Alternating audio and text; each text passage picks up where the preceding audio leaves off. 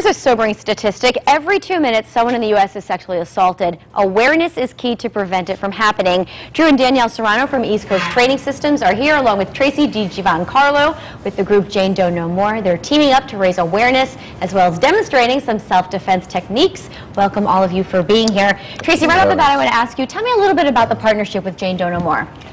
Originally back in 2009, I had scheduled a private self-defense seminar through East Coast Training Systems, and Drew and Danielle ran it, and it was for my girlfriends, and we donated some of the portions to Jane Doe No More because I was a volunteer there.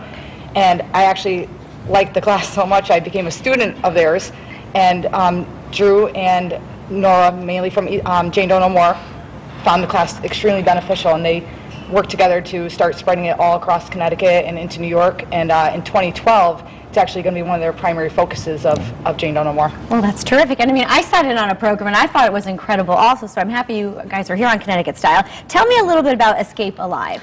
Escape Alive is a program, it's a self-defense program that I developed back in 96, early 95, 96. Our main style is called Filipino Kantao, American Filipino Kantao. Rear style, but self-defense and combat oriented. So what I did at the time was take some of the very key techniques and aspects of the self-defense part of it and put it into this program called Escape Alive. And since then we've been teaching it. Now, just with the partnership with Jane Doe No More last year, we've really been expanding it, and we're able to reach so many more women. It's working out very well. Yeah. Now, Danielle, tell me about some upcoming events that you have. We have two, actually. We have on the 30th of April, we have Sacred Heart University, and that's open to all females ages 16 and up. Then we have a special one that we're doing for Mother's Day. It's going to be May 14th, and that's for females 12 to 15 with their moms. Oh, that's great. Geared for the younger audience. Mother and daughter. It's gonna be All right, just show us some moves. All right, so we're going to have Danielle. She was just going to demonstrate a hand grab, like if somebody were to grab you. Why don't you get on this side? Somebody grabs you and they're trying to tug you away. Yeah. So the big thing is that this is the weak point of the grab. So all she has to do is really pull that away, and then she can follow some of our key techniques in Escape Alive, or palms and elbows.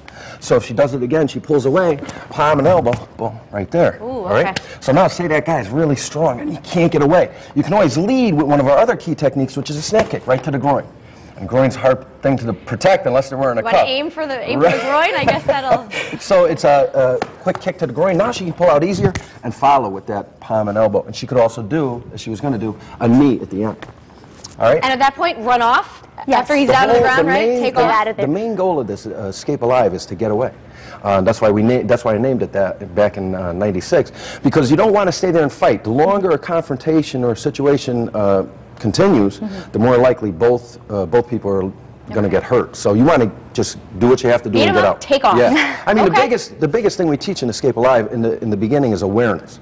So it's not like we want you to go out there and, you know, necessarily get into the situation. You want to be aware of your surroundings and not even get involved. Avoid it totally. But if you did, you know, you're cornered, or you're prepared, and that's what it's about. What Tracy, we're going to have her show is just a choke, like if somebody chokes you. And the big thing is when somebody chokes you, they're trying to cut off your wind, cut off the blood to your brain. So right off the bat, you want to try to shrug and protect that windpipe. And that's what she's doing. Even if I choke her a little bit, like I gave her a little choke, she's not going to... People panic, though. I mean, they have to remember this is how you need to react. And that's why you got to practice. One of the big things in the beginning of the class is I say, look, this is not a one-time solution. You got to do this over and over. It's just like anything else. If you don't practice, you're not going to be...